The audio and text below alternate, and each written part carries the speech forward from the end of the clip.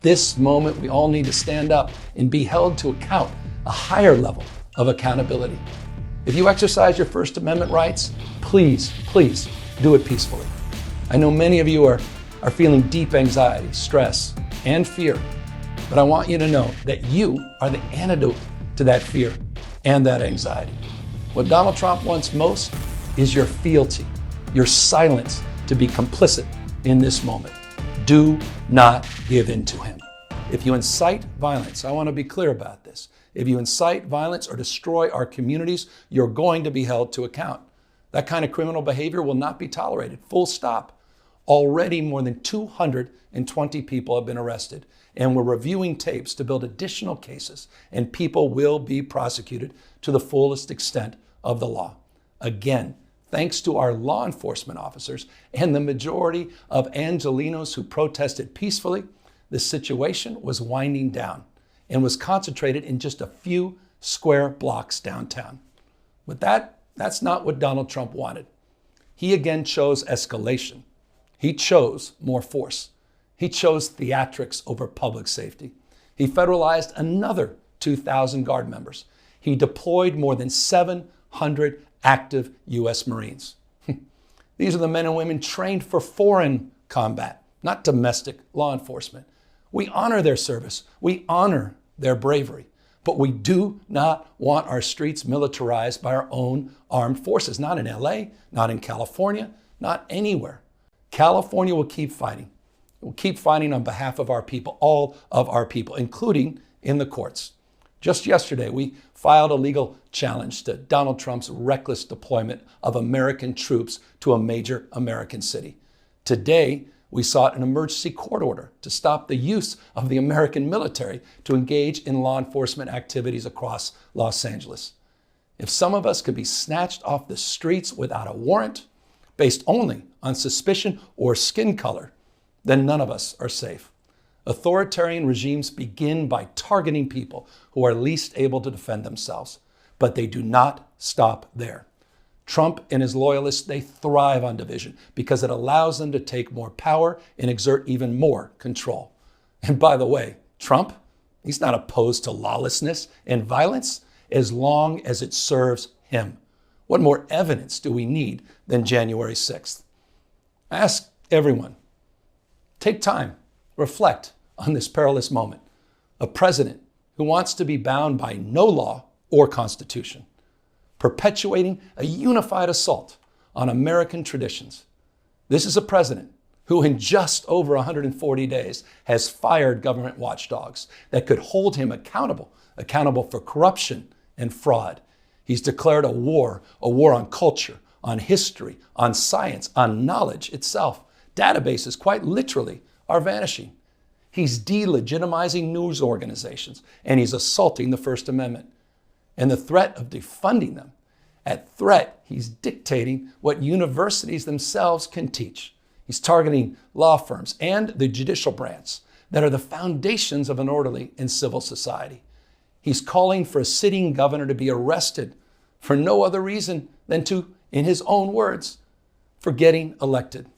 And we all know this Saturday, he's ordering our American heroes, the United States military, and forcing them to put on a vulgar display to celebrate his birthday, just as other failed dictators have done in the past. Look, this isn't just about protests here in Los Angeles.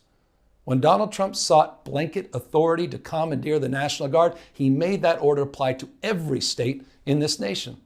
This is about all of us. This is about you. California may be first, but it clearly will not end here. Other states are next. Democracy is next. Democracy is under assault before our eyes. This moment we have feared has arrived. He's taking a wrecking ball to our founding fathers' historic project. 3 co-equal branches of independent government. There are no longer any checks and balances. Congress is nowhere to be found. Speaker Johnson has completely abdicated that responsibility. The rule of law has increasingly been given way to the rule of Don. The founding fathers, they didn't live and die to see this kind of moment. It's time for all of us to stand up. Justice Brandeis, He said it best. In a democracy, the most important office, with all due respect, Mr. President, is not the presidency, and it's certainly not governor. The most important office is office of citizen.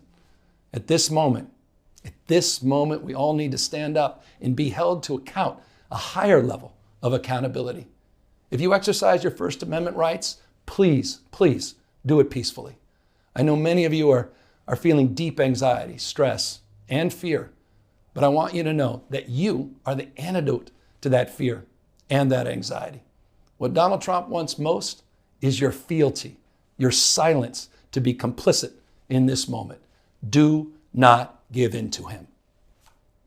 California is no stranger to immigration enforcement, but instead of focusing on undocumented immigrants with serious criminal records and people with final deportation orders, a strategy both parties have long supported, this administration is pushing mass deportations, indiscriminately targeting hardworking immigrant families, regardless of their roots or risk.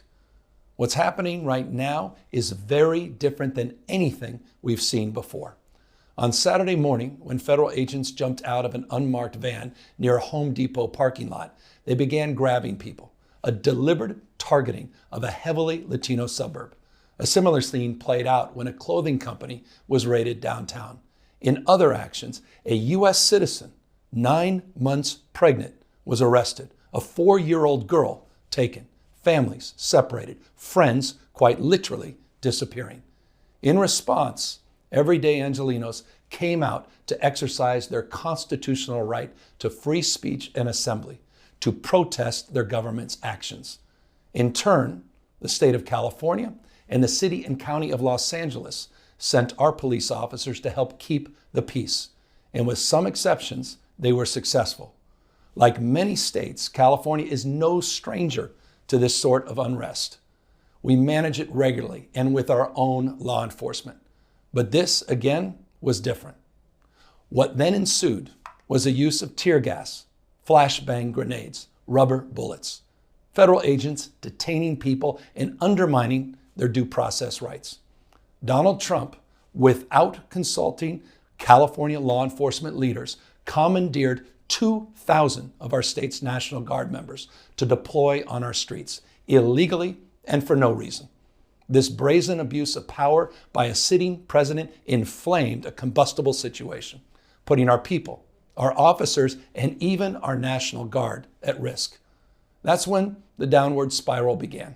He doubled down on his dangerous National Guard deployment by fanning the flames even harder. And the president, he did it on purpose. Subscribe to OneIndia and never miss an update. Download the OneIndia app now.